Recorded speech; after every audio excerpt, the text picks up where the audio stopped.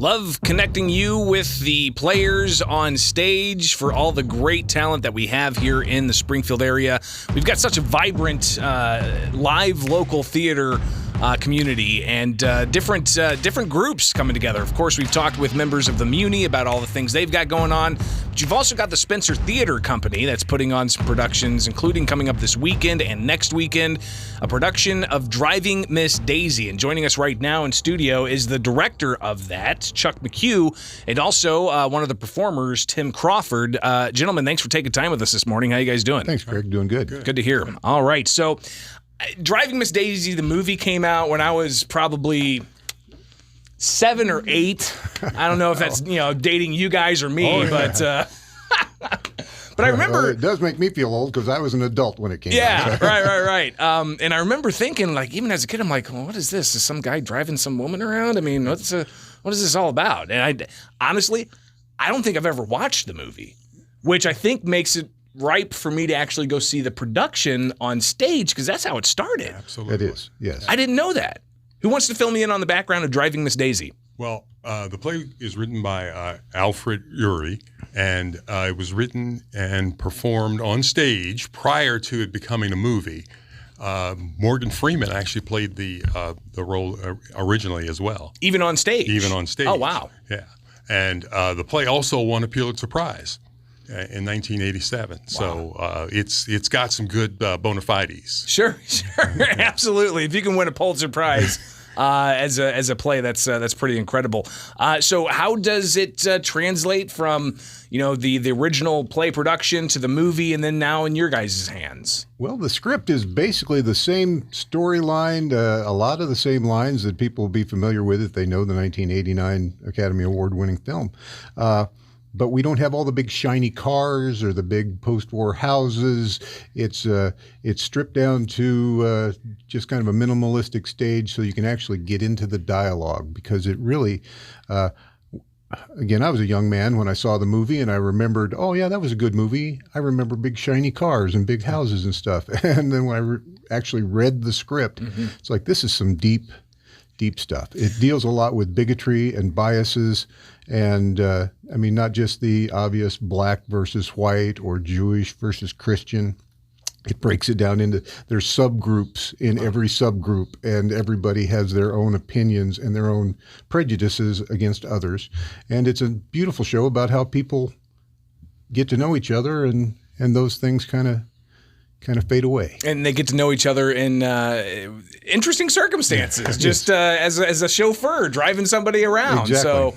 So talk about, I guess, the process of getting it on stage. You don't have a lot of the, I guess, the backdrops and, like you said, no big houses. There's not like a big car. Does that allow for you guys to really get into that dialogue and to really unpack that dialogue, to feel that dialogue? It did me as a director, and it's been 8 months that we've been working on this project. Wow. Because we were almost ready to go to the stage when the Omicron virus shut us down. That's right. So we had to take a little break, back away from it, get rescheduled for July, and then we picked up again in May. And just watching the script come alive with these 3 actors that I have has just been an amazing process because they still surprise me every night when their interpretation takes it to another level that I hadn't even imagined. It's like, well, I don't know where you came up with that, but we have to keep it in the show.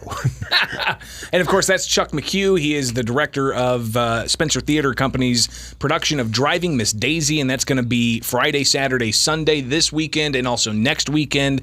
We'll get you more specifics on that. It's going to be at the Hoagland Center for the Arts. And Tim Crawford, you are on stage as one of the 3 performers. There's only 3 performers in this whole thing. Yeah. So, Tim, tell me about the character. Tell me about how you get inspired. Have you watched the film over and over and over again to practice your lines, or? Well, I saw the film when it came out, and I saw it again recently after Chuck asked me about to do the show,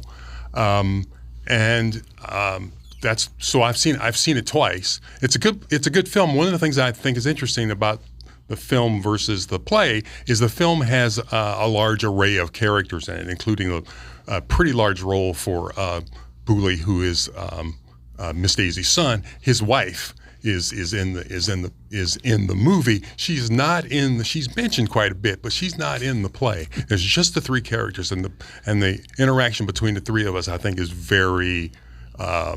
It's fun, and it's also enlightening. And one of the things I really love about the show is something Chuck said earlier is that people being together and developing friendships is shown to be very powerful. And the play actually takes us from 1948 when Hoke, the character I play, is hired to drive Miss Daisy through the civil rights era and through to 1973. And so you get to see how the evolution, not only of this relationship between the driver and Miss Daisy, but also the evolution of race relations in America. See, and these are things I didn't know about driving Miss Daisy whenever I saw the trailers on, evening TV or whatever when I was a little kid. So it's going to be fascinating to see this again on stage now, decades later, and actually being able to get exposed to that art form that's part of this play, part of this production. I didn't realize that it was spanning over multiple decades. I didn't realize that it touched on all of the relations from race to religion to even, the rich versus their working class individuals, exactly right? So this is fantastic. Joined in studio here by Tim Crawford and Chuck McCue. They are part of the Spencer Theater Company's production of Driving Miss Daisy. It's going to be at the Hoagland Center for the Arts Friday at 8 o'clock, Saturday at 8 o'clock, and then they have a Sunday matinee at what time, Chuck? 4 o'clock. 4 o'clock. So that's this weekend, and then next weekend is the same thing. The 29th, 30th, you got 8 p.m. showing at the Hoagland, and then the 31st, a 4 p.m. showing at the Hoagland Center for the Arts.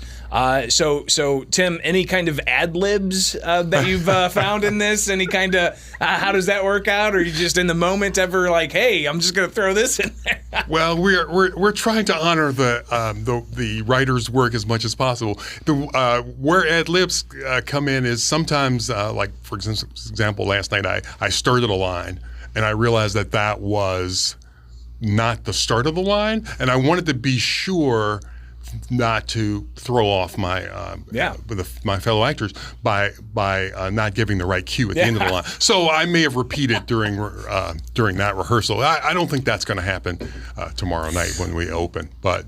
Well, but the ad libs, I mean, depending on the production, it can spice things up and make it kind of fun. But no, this is a very serious subject matter that's presented in a certain way that kind of gets people to think about it, and in a not a direct in your face, just kind of in a passive type of way, right? It runs the gamut. I mean, there is some humor in this show, and there's some touching moments in this show, and then there's some parts in this show that, if the audience is not uncomfortable, then there's something wrong, because it deals with some very deep subjects.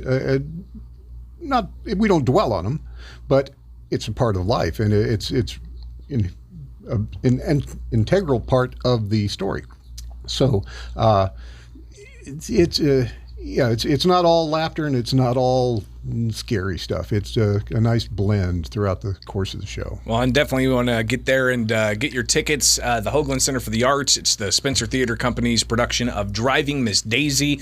We're talking in studio with Tim Crawford and Chuck McCue. Chuck is the director. Tim's one of the lead actors, and you could see this on stage at the Hoagland Center for the Arts Friday, Saturday, Sunday. The Friday and Saturday showings are at 8 o'clock. The Sunday matinees at 4 o'clock, and then they'll repeat that again next weekend as well. So plenty of opportunity for you to get out there. Which theater is this going to be in at the Hoagland? Actually, we are the inaugural show in the Peggy Ryder Theater, which is on the 3rd floor of the Hoagland Center for the Arts. Well, look at that. So you'll also be able to experience a new part of the Hoagland Center for the Arts. So thumbs up on that. Gentlemen, thank you so much for taking time with us. This is exciting, and I'm glad to see that you guys are taking on this subject matter in this manner and getting this here in Springfield. So thank you both. Thank you. Thank you. It's a pleasure. It is Springfield's Morning News. I'm Greg Bishop on 92.7 WMAY, Springfield's News.